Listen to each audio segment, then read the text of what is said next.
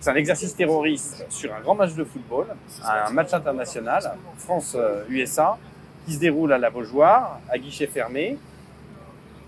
40 personnes au sol dans un premier temps, j'ai été alerté il y a 1 heure. Donc on a déployé tous les moyens de secours, tous les moyens de sécurisation. Des terroristes ont commencé à être neutralisés. Ils étaient au nombre de 4 dans le scénario. Il y en a peut-être plus maintenant, mais je n'en sais rien encore. Il y en a certains qui font une prise d'otage à l'heure actuelle. Donc il y a des négociations en cours avec l'antenne RAID.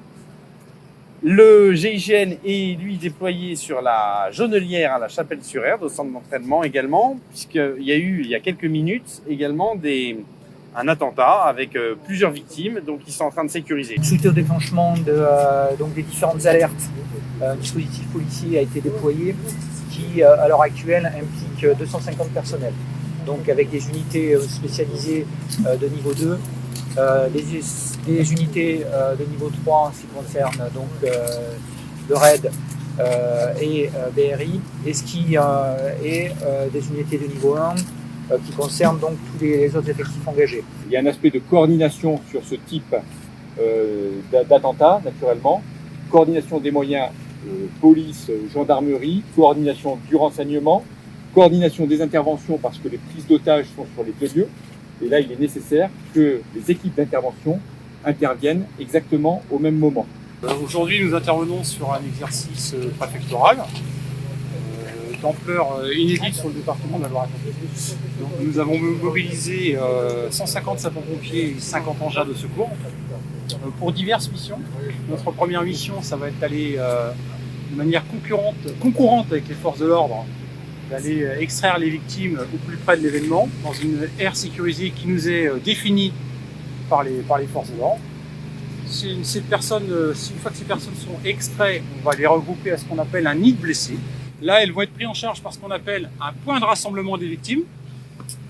Et donc là, ce sont nos moyens sapeurs-pompiers, nos ambulances qui vont les prendre en charge. Une fois que les personnes ont été traitées au PRV, eh bien, il y aura une seconde phase qui sera l'évacuation vers un poste médical avancé, entre guillemets un hôpital de campagne. C'est un mini-service d'urgence qu'on va mettre en place dans la crise pour accueillir les victimes qui sont globalement stabilisées.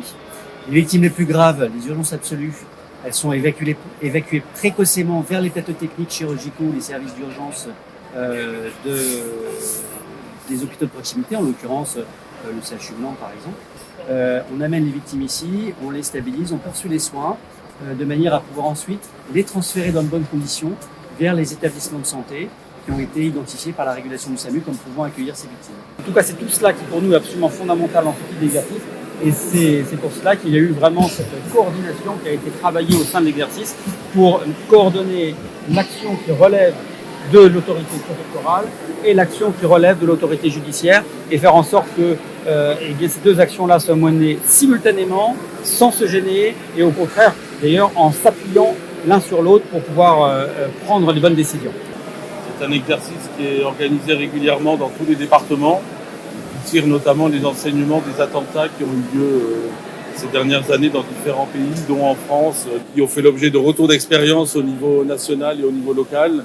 Et donc maintenant, dans chaque département, il nous est demandé régulièrement de prévoir des exercices de manière à ce que l'ensemble des services qui pourraient être amenés à gérer un jour, si ça devait hélas arriver, ce type d'événement, puissent avoir ensemble travailler les mécanismes de coopération, d'intervention, de remontée d'informations.